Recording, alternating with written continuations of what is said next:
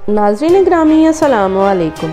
नाज़रीन, आपको एक अहम खबर से आगाह करते चलें कि पूरे पाकिस्तान में इस वक्त इंटरनेट स्पीड सुस्त रवि का शिकार है, जिसकी वजह से इंटरनेट सार्फिन को मुश्किलात का सामना है।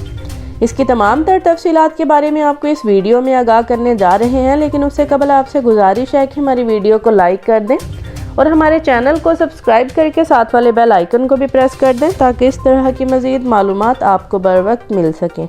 ये तो नाज़रीन आपको बताते चलें कि पाकिस्तान से अफ्रीका जाने वाली केबल में ख़राबी के बायस मुल्क भर में इंटरनेट सर्विस शदीद मुतासिर रही है और सार्फिन कम रफ्तार की शिकायत कर रहे हैं।